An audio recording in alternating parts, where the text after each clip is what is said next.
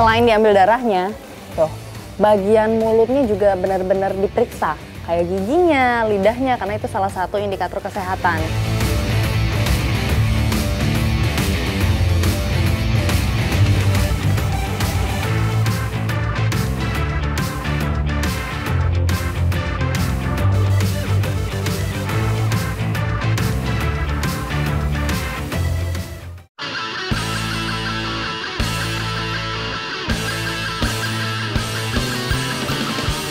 Indonesia adalah negara dengan populasi sapi yang cukup besar. Per Februari tahun 2024, jumlahnya diperkirakan mencapai 17 juta ekor. Nusa Tenggara Timur menjadi salah satu daerah penyuplai sapi terbaik di Indonesia. Wow. Hal itu membuat masyarakat di sini itu menggembalanya masih dengan cara tradisional. Seperti yang saya lakukan ini, menggembala dengan kuda. Ikuti jejak saya, jejak petualang. Provinsi yang kaya akan keanekaragaman budaya dan sumber daya alam ini telah menjadikan peternakan sapi sebagai salah satu pilar ekonomi. Sapi NTT terkenal memiliki kualitas unggul dengan daya tahan yang bagus terhadap lingkungan, termasuk teknik penggembalaan yang telah dilakukan secara turun-temurun.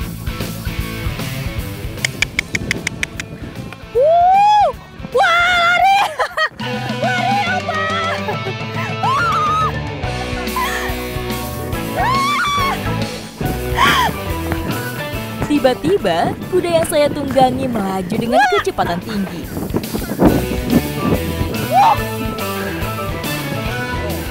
Jadi kenapa menggembalanya masih menggunakan kuda? Itu untuk berjaga-jaga. Kalau sapinya tiba-tiba keluar dari kelompoknya, bisa dikejar dengan kuda. Karena kuda larinya tuh sangat cepat. Terbukti tadi saya dibawa kabur nih sama Opa. Opa, jalan saja, jangan lari-lari dulu. Ayo, lagi. Pelan, Opa.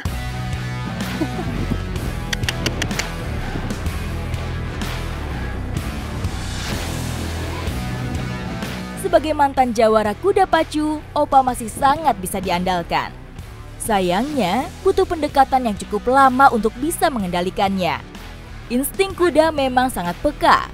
Dia akan nyaman bersama orang yang sudah dihafal. Selain memang kita harus menjaga sapi, ini saya juga belajar mengendalikan kudanya. Opa dari tadi bergerak ke sana kemari, tuh, seperti takut. Opa, tahan. Oke. Hampir setengah jam berlalu, tapi saya belum bisa beradaptasi dengan Opa. Om, saya turun dulu ya. Tidak apa-apa toh? Karena tidak ada pelananya, lumayan juga sakit. Pelan-pelan saya turun ya. Boleh, silakan. Om jaga nih Opa. Iya. Langsung aja. Langsung. Menunggang kuda tanpa pelana memang diperlukan keterampilan khusus. Saya cukup kesulitan karena harus menahan nyeri di area panggul dan punggung. Bagi yang tidak terbiasa, hal ini sangat tidak nyaman. Tiba-tiba perhatian saya tertuju pada sapi yang keluar dari kawanan.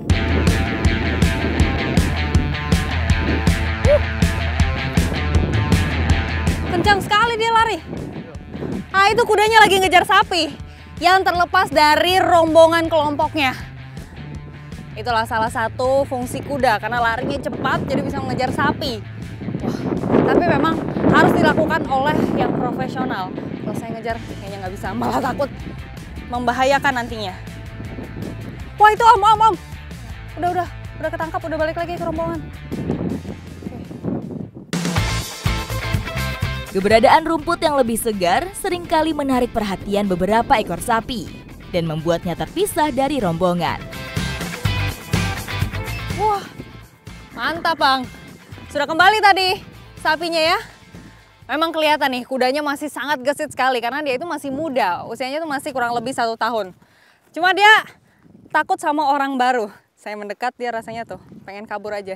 Jadi memang dia akrabnya sama pemiliknya. Saat kemarau panjang, penggembala membawa sapinya menjauh dari pemukiman, mendekat ke arah Gunung Fatule. Di daerah ini ketersediaan pakan cukup banyak, karena jarang terjamah oleh rombongan penggembala lain. Dari sekian banyak sapi, ada 2 jenis yang diunggulkan, yaitu jenis sapi Bali dan sapi PO. Ongolnya lebih besar? Jadi ternyata dari bentuknya. Kalau peranakan ongole itu biasanya lebih besar dibandingkan dengan sapi Bali. Wih, tapi asik makan terus dari tadi nih dia, tidak berhenti-berhenti. Sebagai herbivora ruminansia, sapi memiliki sistem pencernaan khusus yang memerlukan waktu lama untuk mencerna makanan. Mereka perlu terus-menerus makan untuk mendapatkan nutrisi yang cukup.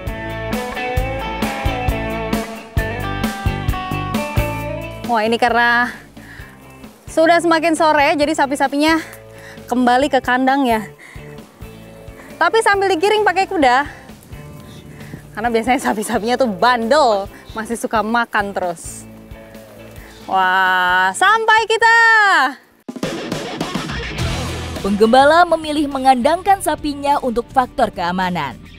Saat malam hari, banyak pemangsa yang mengancam keselamatan sapi. Jadi, ini pengalaman pertama saya menggembala menggunakan kuda. Susah-susah gampang. Wow! Sesampainya di kandang, peternak biasa memberikan garam batangan untuk puluhan bovide ini. Jadi untuk menjaga keseimbangan elektrolit dalam tubuh sapi dan juga untuk mencegah dehidrasi, makanya nih dikasih garam. Garamnya juga sudah terbentuk panjang seperti ini. Ini tuh khusus untuk sapi. Selain untuk meningkatkan nafsu makan, garam dapat mendukung proses metabolisme, sehingga sapi lebih efisien dalam mengolah pakan. Gembala sapi di sini memang masih sangat tradisional. Jadi sapi-sapinya itu benar-benar dijaga kualitas makanannya. Dari rumput itulah sapi-sapi di sini itu mempunyai kualitas daging yang luar biasa dan juga terbaik. Ikuti jejak saya, jejak petualang.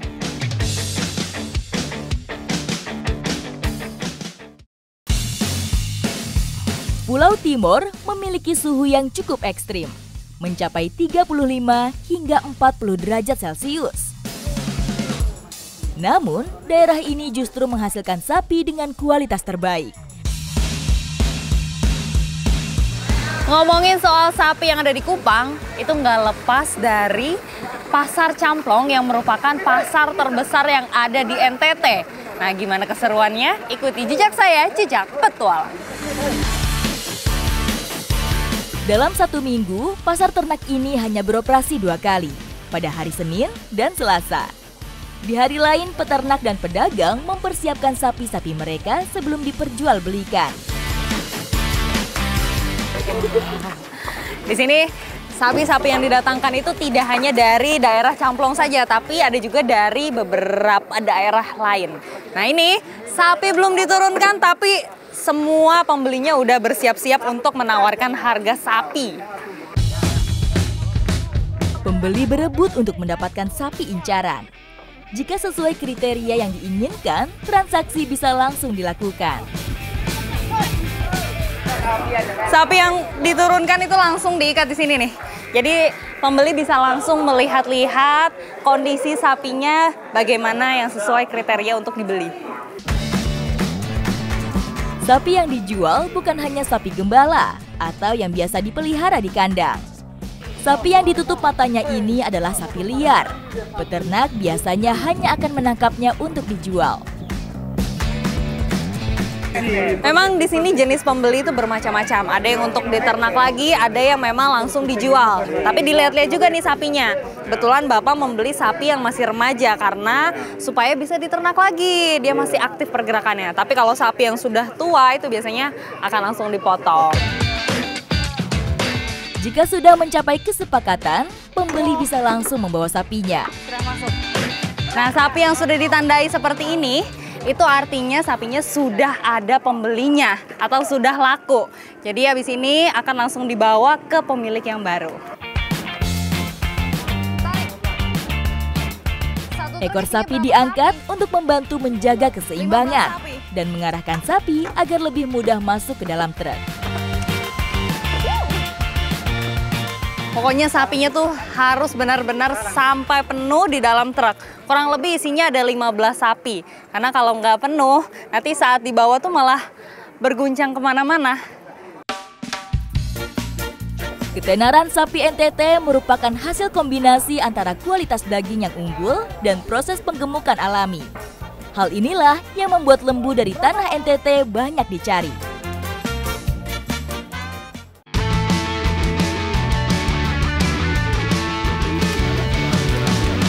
Ada sapi baru datang, teman-temannya langsung nyambut.